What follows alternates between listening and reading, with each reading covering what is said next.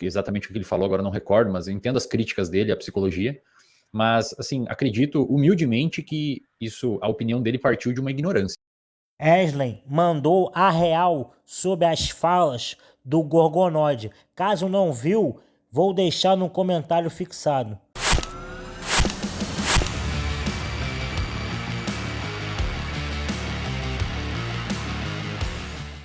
Numa das últimas lives aqui, esse projeto online ele começou para a gente debater sobre bodybuilding especificamente, né? Campeonatos, coisa do tipo. E numa das lives, o Gorgonoide, meu grande amigo, ele assumiu uma postura de colocar um pouco parte da psicologia, né? Parte de alguns, principalmente profissionais, não a psicologia em si, em xeque.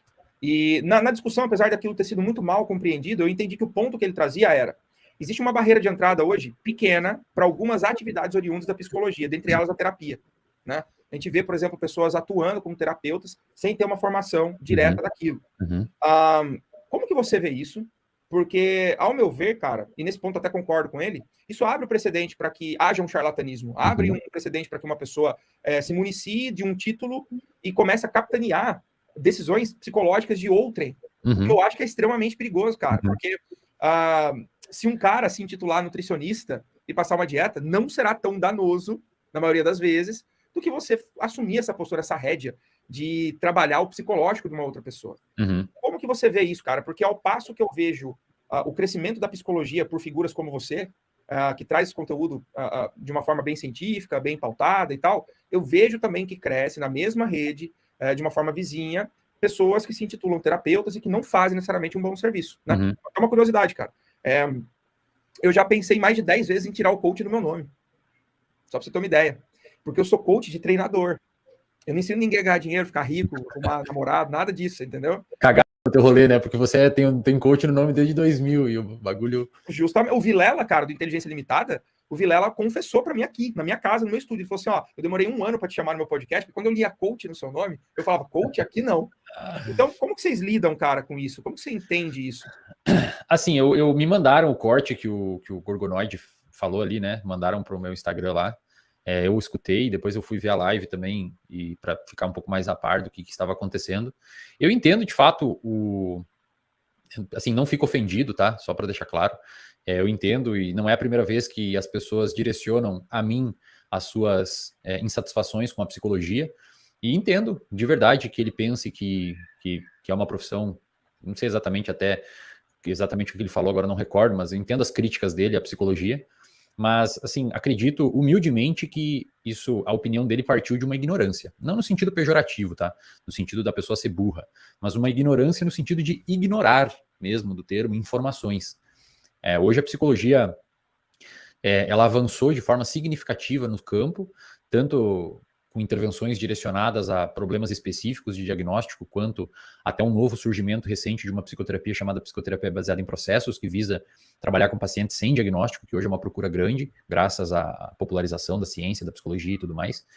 Então, acredito que foi ali uma infelicidade dele, por conta dele realmente não ter acesso aos conteúdos que a gente tem hoje disponível acerca da psicologia, e também, talvez, por ele ter acesso exatamente a esse lado que você mencionou, né? Infelizmente, hoje, Rubens, o nosso conselho, ele não é tão ativo no sentido de tornar a atividade de terapeutas uma prerrogativa do psicólogo ou dos médicos psiquiatras, né? Acredito que médico psiquiatra pode sim também ser um psicoterapeuta, porque ele tem formação para isso, mas hoje realmente qualquer pessoa pode se intitular terapeuta. Se a pessoa que está aqui no chat hoje quiser botar, sou terapeuta a partir de amanhã, nenhum conselho vai fazer isso. Eu acho muito difícil que uma pessoa possa se intitular médico ou advogado sem que o Conselho Federal de Medicina ou a OAB não vá atrás amanhã, né? Mas no nosso caso, na psicoterapia, na psicologia, de fato, qualquer pessoa pode se intitular terapeuta, e isso ocorre porque, enfim, as instituições reguladoras não estão com isso em pauta, eventualmente até podem ter tentado, mas acho que isso não andou. Então, obviamente, isso abre espaço para o crescimento de pessoas que estão ali querendo tirar proveito, né?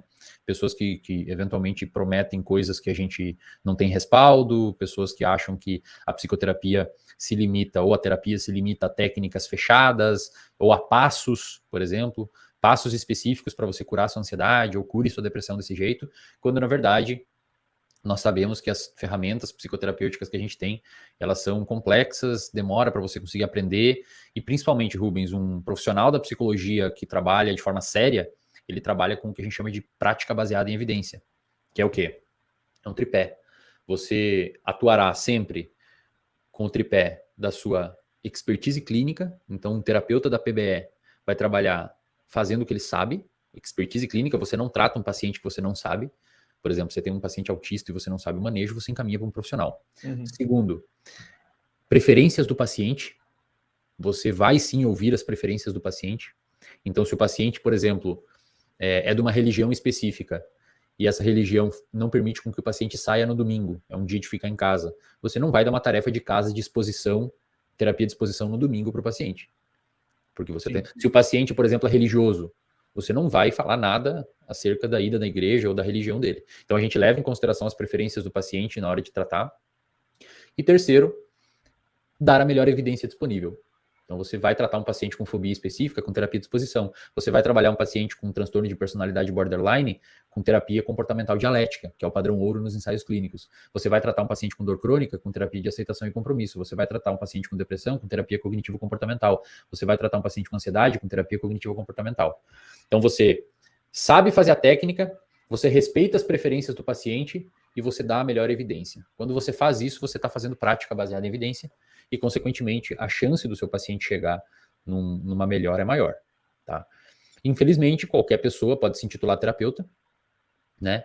E muitas dessas pessoas que se intitulam terapeuta não têm esse respaldo técnico-científico, consequentemente, podem acabar manchando a imagem de uma classe inteira que muitas vezes é séria e que tem ajudado muitas pessoas. Como mencionei, a psicoterapia hoje é um consenso em vários estudos gigantescos que para problemas psiquiátricos, salvo os que têm envolvido psicoses, como esquizofrenia, mas de resto, depressão, ansiedade, TOC, TDAH, transtornos de personalidade, fobias, tudo isso, transtorno bipolar, o tratamento com psicoterapia é tão bom, se não melhor, que medicamento para pessoas com problemas leves a moderados. Problemas do transtorno tendo uma gravidade alta já é interessante associar com medicamento. E, cara, é uma psicoterapia da fala, com pouco efeito colateral. Hoje, diversos profissionais têm preços acessíveis e bons profissionais, graças à popularização dessa ciência. E, de novo, acredito que a opinião do Gorgonoide tenha sido um momento ruim ali na vida dele, onde ele talvez tenha falado uma coisa que ele, na realidade, não queria ou mesmo não acredita. Tá? Até assim, complementando, cara, isso partiu de um comentário sobre educação física. Educação física é uma área que, apesar do profissional da educação física estar se desenvolvendo de uma maneira nunca vista, cara. Só a gente observar, por exemplo, o nível dos educadores físicos, dos treinadores do Brasil hoje é muito alto.